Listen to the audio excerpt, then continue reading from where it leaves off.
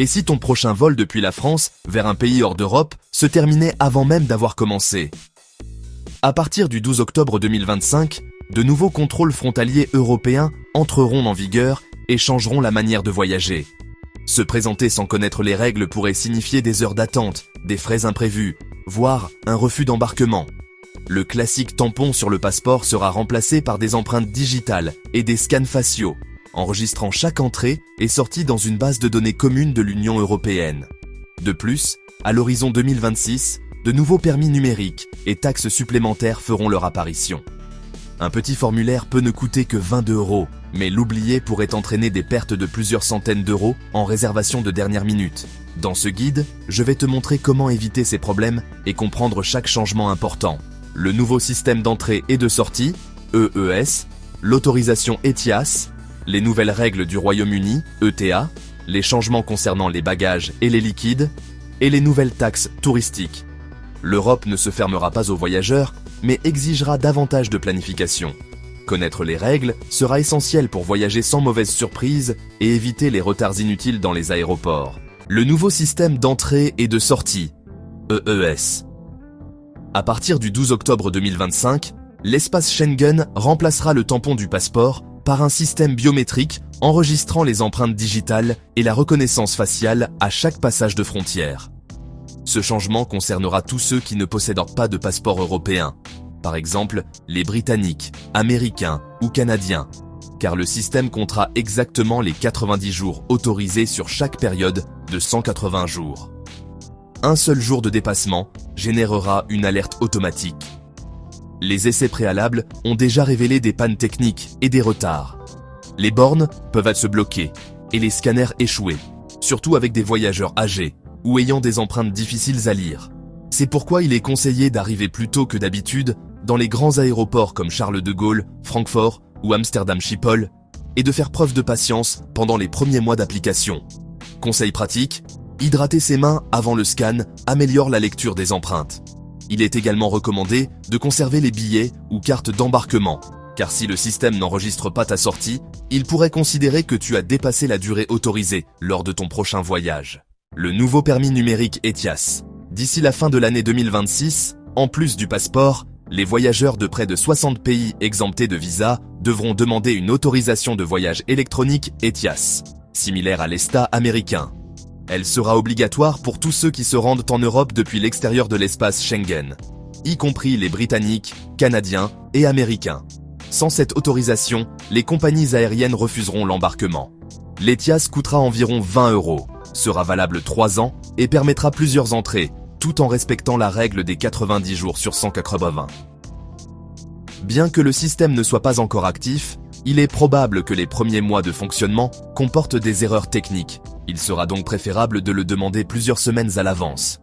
Les citoyens titulaires d'un passeport de l'Union européenne ou d'un titre de séjour valide en France n'en auront pas besoin. Mais pour tous les autres, à partir de 2026, ce formulaire sera indispensable. Sans lui, le voyage pourrait se terminer avant même le décollage. Le système britannique ETA. Depuis avril 2025, même les citoyens de l'Union européenne devront obtenir une autorisation pour entrer au Royaume-Uni. Il s'agit de l'ETA, Electronic Travel Authorization, un système numérique déjà en vigueur qui s'applique à tous les voyageurs ne possédant pas un passeport britannique ou irlandais. Contrairement à l'ETIAS européen, l'État britannique est déjà actif et les compagnies aériennes vérifient automatiquement si l'autorisation est bien liée au passeport avant l'embarquement. L'ETA coûte 16 livres sterling, est valable 2 ans et permet plusieurs séjours allant jusqu'à 6 mois. La plupart des demandes sont approuvées en moins de 24 heures, mais certaines peuvent prendre jusqu'à 3 jours ouvrables. Il est donc fortement conseillé de faire la demande à l'avance. Conseil utile. Si tu utilises l'application mobile pour scanner la puce électronique de ton passeport, retire la coque du téléphone car elle peut interférer avec la lecture NFC. Et un détail essentiel, sans ETA approuvé, tu ne pourras pas embarquer.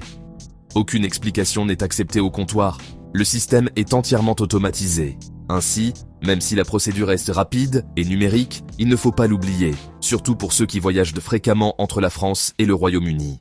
En 2025, le Parlement européen a voté en faveur d'une proposition visant à ce que toutes les compagnies aériennes européennes permettent à leurs passagers d'emporter gratuitement un petit bagage à main, même dans les compagnies low cost comme Ryanair ou Wizz Air.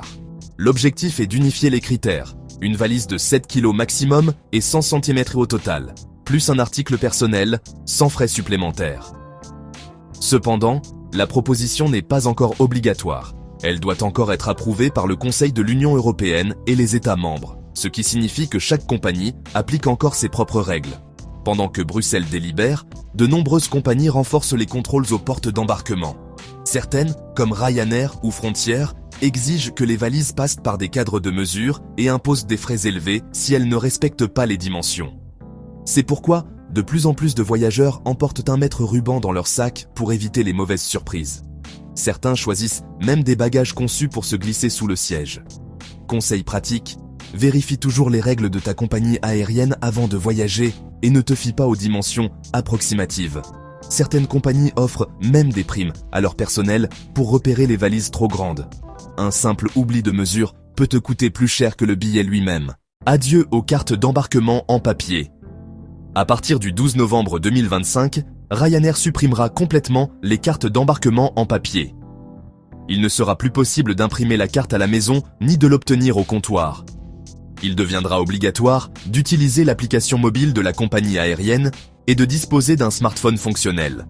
Pour certains voyageurs, cela représente une modernisation bienvenue, mais pour d'autres, notamment les personnes âgées, c'est une source de stress et de complications. Dépendre d'une application peut parfois créer plus de retard que d'avantages. Si le téléphone tombe en panne de batterie ou si l'application se bloque au contrôle, l'embarquement peut être refusé. Certains aéroports permettront de réimprimer la carte d'embarquement si le voyageur a déjà effectué l'enregistrement en ligne, mais il vaut mieux ne pas compter sur cette exception. Conseil utile. Assure-toi d'avoir ton téléphone bien chargé et une batterie externe à portée de main. De nombreux voyageurs fréquents ont choisi d'éviter les compagnies aériennes imposant l'usage exclusif d'applications, estimant que voyager ne devrait pas dépendre entièrement de la technologie. Si tu voyages avec Ryanair après cette date, prépare-toi. La numérisation sera totale et le papier appartiendra au passé. Après près de 20 ans de restrictions à 100 ml par contenant, certains aéroports européens commencent à modifier les règles grâce au nouveau scanner CT. En 2025, des terminaux comme Berlin, Rome, Amsterdam, Milan et Édimbourg autorisent déjà jusqu'à 2 litres de liquide dans les bagages à main sans avoir à les séparer dans des sacs en plastique. Pour de nombreux voyageurs, c'est un grand soulagement. Moins de petits flacons et moins de temps passé au contrôle. Cependant, le changement n'est pas uniforme. Dans certains aéroports, ou même dans différentes terminaux d'une même ville, les anciennes limitations restent en vigueur. Certaines zones de contrôle rapide maintiennent la règle des 100 ml spaced pour des raisons de cohérence opérationnelle. De plus, si ton vol fait correspondance avec les États-Unis, la TSA applique toujours la règle 3-1-1. Cette bouteille d'huile ou ce parfum acheté en Europe ne passera donc pas à la sécurité américaine. Recommandation: informe-toi sur les règles de chaque aéroport de ton itinéraire. S'il n'y en a qu'un seul qui applique encore les anciennes restrictions, mieux vaut préparer tes bagages comme avant.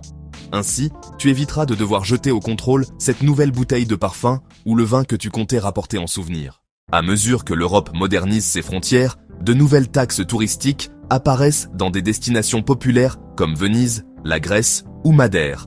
Ce qui semble n'être qu'un petit supplément, quelques euros par nuit, peut se transformer en centaines d'euros à la fin du voyage. Tout a commencé avec Venise, qui, en 2024, est devenue la première ville au monde à faire payer un droit d'entrée aux visiteurs journaliers. En général 5 euros, pouvant aller jusqu'à 10 euros lors des journées de forte affluence. Les autorités locales affirment ne pas chercher le profit, mais réguler le tourisme de masse et protéger une ville fragile qui flotte littéralement sur l'eau. La Grèce est allée plus loin en introduisant la taxe de résilience face à la crise climatique, ajoutée automatiquement aux factures d'hôtel. Son montant varie de 0,50 à 15 euros par nuit, selon la catégorie de l'hébergement et la saison. Dans une petite pension, elle passe presque inaperçue, mais dans un hôtel de luxe en bord de mer, surtout en août, le coût peut devenir considérable. Madère applique également une taxe de 3 euros par sentier et 2 euros par nuitée, dans le but déclaré de financer l'entretien des routes naturelles et de préserver son écosystème montagneux. Bien que ces taxes aient des objectifs environnementaux ou de conservation, il est recommandé de les inclure dans ton budget dès le départ, afin d'éviter les surprises et de comprendre que ces dépenses participent à la préservation des lieux les plus emblématiques du continent. One Stop Security, moins de contrôle, plus de rapidité. Parmi toutes ces nouvelles taxes et formalités, une bonne nouvelle se profile enfin. Le programme One Stop Security, qui vise à réduire les temps de correspondance entre l'Europe et les États-Unis. Depuis juillet 2025, certains vols entre Londres, Heathrow et des aéroports américains comme Dallas ou Atlanta participent à une phase pilote permettant aux passagers d'éviter le second contrôle de sécurité à leur arrivée aux États-Unis. Les voyageurs ayant déjà passé un contrôle complet en Europe n'ont donc plus besoin d'enlever leurs chaussures ni de sortir leurs appareils électroniques lors de l'escale. Selon les premiers témoignages, le processus permet de gagner jusqu'à 2 heures de correspondance et, dans certains cas, les bagages enregistrés sont transférés automatiquement sans devoir être récupérés pour les douanes. L'expérience ressemble à un service VIP, avec un transit direct vers la porte suivante et aucune file supplémentaire.